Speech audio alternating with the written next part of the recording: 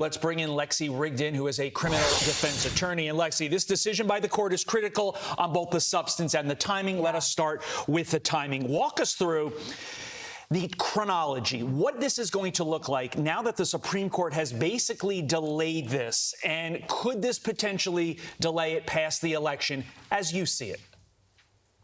This is a huge win for Team Trump, and it can't be overstated. So the Supreme Court is not hearing this until the end of April, which means a decision will not come from the Supreme Court until May or June. And June is when the court year usually closes. So let's assume it's June.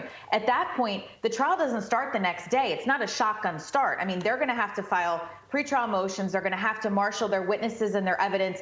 They're going to have to pick a jury, which could take months to pick a jury in a case like that, assuming that the Supreme Court holds that there is no presidential criminal immunity claim for Trump. And so then the trial is already, the state's already said it's going to take 4 to 6 weeks. And so at that point, you are literally smack dab in the middle of election season, in the middle of conventions, where you have this hypothetical situation where the Republican nominee, I mean, I think we all know that absent something crazy happens, he's probably going to be the Republican nominee, is being tried by the opposing party's Department of Justice. I mean, it is a horrible, horrible look for the Department of Justice if it gets that far. And so there is a potential, of course, that, trials are not linear, as we're seeing now. The trial schedules are not linear. There is a potential that this goes past the general election. And then if Trump wins, then there might not be a prosecution at all.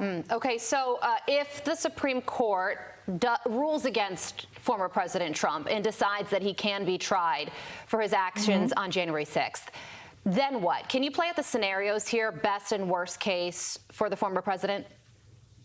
Right. If they do decide, basically, if the Supreme Court takes this up, which it's going to, and says, you know what, we agree with the 2 lower courts who ruled on this, there is no blanket presidential criminal immunity, then Trump is in no different a position than he is now. Then basically this all just gets put back on the trial calendar, and then you could potentially see a trial right in the middle of election season. Now, if Biden wins, then, the general election, then that trial will proceed if there is no presidential immunity. But like I said, if Biden loses and Trump is the president, the DOJ is not going to prosecute a sitting president. And also, it'll then be Trump's DOJ. And we don't know what happens to the prosecution at that case. It might just completely fall apart. Okay, so if you want more courtroom drama, then you are in luck, because yesterday, Illinois became the 3rd state to declare Trump ineligible to run for president. But this decision might not stand very long, because the Supreme Court is also hearing the Colorado case. So tell us what you expect to take place there moving forward.